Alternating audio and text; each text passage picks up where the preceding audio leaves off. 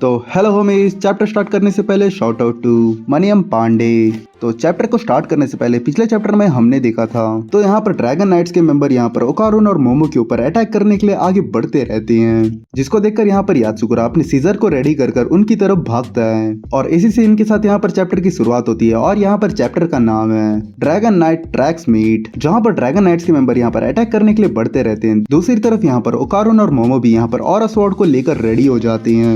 इतने में यहाँ पर ड्रैगन नाइट्स के मेंबर योकाई फॉर्म में ट्रांसफॉर्म हो जाते हैं और अटैक करने के लिए आगे बढ़ते रहते हैं, जहाँ पर जो हैस होता है अपने जंपिंग पावर को यूज करके यहाँ पर ओकारुन और मोमो के ऊपर एक लात मारता है, जिसको यहाँ पर ओकारुन और मोमो यहाँ पर ऑरा स्वॉर्ड से रोकने की कोशिश करते हैं। लेकिन यहाँ पर जो ओकारुन होता है वो बच जाता है, लेकिन जो मोमो होती है वो दूर जाकर गिरती है। लेकिन इतने में सडनली यहाँ पर पॉक्यूपाइन वाली बंदी यहाँ पर अपने कांटों से यहाँ पर ओकारुन के ऊपर अटैक कर देती है, जिसकी वजह से जो उसके कांटे होते हैं यहाँ पर ओकारुन को लग जाते हैं और वो आकर यहाँ पर ओकारुन को सीधा एक टक्कर मारती है। उस टक्कर की वजह से यहाँ पर ओकारुन नीचे गिर जाता है और यहाँ पर वो अपने कांटों को निकालने की कोशिश करता है। और इतने में वो पॉक्यूपाइन वाली बंदी यहाँ पर ओकारुन के करीब आकर उससे कहती है अपनी हार मान लो, अगर तुम मरना नहीं चाहते हो तो अपनी हार जल्दी मान लो। जिसको सुनकर यहाँ पर ओकारुन दर्द में चिल्लाते हुए यहाँ पर कहता है हाँ मैं अपनी हार मानता हूँ, प्लीज मेरे दोस्तों को कुछ मत करो। ये बात सुनकर यहाँ पर वो पॉक्यूपाइन वाली बंदी यहाँ पर अपने नॉर्मल फॉर्म में ट्रांसफॉर्म होकर यहाँ पर ओकारुन से कहती है माय चलो तुम एक अच्छे लड़के हो, चलो ठीक है मैं तुम्हें प्रॉमिस करती हूँ कि मैं तुम्हारे दोस्तों को कुछ नहीं करूंगी।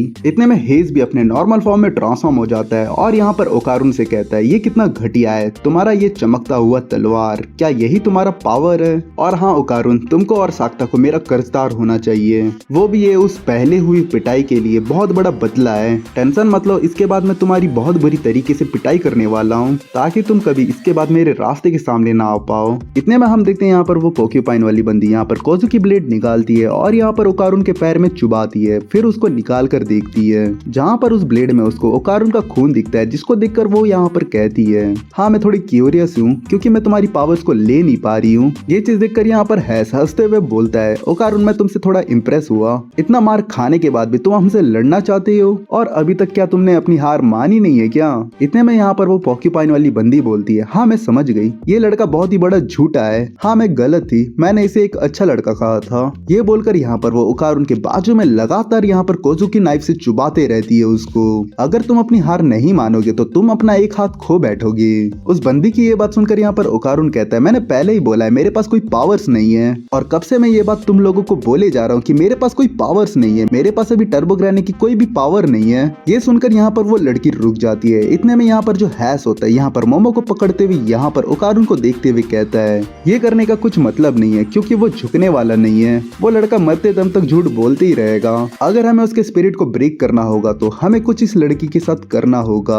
ये चीज सुनकर यहाँ पर ओकारुन झटपटाते हुए यहाँ पर हैस से कहता है रुक जाओ, अपने गंदे हाथ यहाँ पर मोमो के ऊपर से हटाओ। लेकिन दूसरी तरफ यहाँ पर जो हैस होता है वो हंसते हुए यहाँ पर मोमो का बेल्ट निकालते रहता है और यहाँ पर ओकारुन से कहता है पता नहीं क्यों मुझे हमेशा तुम्हारे जैसे लोगों से चिढ़ मचती है, पता नहीं तुम्हारे जैसे लोग आखिर में एक क्यूट गर्लफ्रेंड बना लेते हैं। ये चीज देखकर यहाँ पर ओकारुन वापस से चिल्लाते हुए बोलता है रुक जाओ हैस रुक जाओ। ओकारुन की बातें सुनकर यहाँ पर वो पॉक्यूपाइन वाली बंदी यहाँ पर ओकारुन के कान पे बोलती है इसलिए तुम अपनी हार मान लो क्योंकि पता नहीं इसके बाद उस लड़की के साथ क्या होगा, ये तो मैं भी नहीं बता सकती हूँ। इतने में हम देखते हैं यहाँ पर जो हैस होता है मोमो के चिन को पकड़ के उसे किस करने की कोशिश करता है और ये चीज देखकर यहाँ पर ओकारुन कहता है मैं तुम्हें मार दूंगा। लेकिन सडनली हम देखते हैं यहाँ पर एक जोरदार अटैक आकर यहाँ पर हैस को पड़ता है, जिसकी वजह से वो पीछे जाकर गिरता है। उस अटैक को देखकर यहाँ पर हैस शॉक हो जाता है। दूसरी तरफ जो साक्ता होता है यहाँ पर टैंक के ऊपर बैठकर चिल्लाते हुए कहता है आखिर तुम मोमो के साथ क्या करने की कोशिश कर रहे थे? मैं हमेशा ये सोचने की कोशिश करता हूँ कि ये कौन हो सकता है और ये हर बार तुम ही निकलते हो हैस। जो भी मेरी औरत पर हाथ डालेगा वो मेरे से बच नहीं पाएगा, इसलिए मैंने तुम्हें उड़ाकर फेंक दिया मेरे किंटा टॉप कैनन से।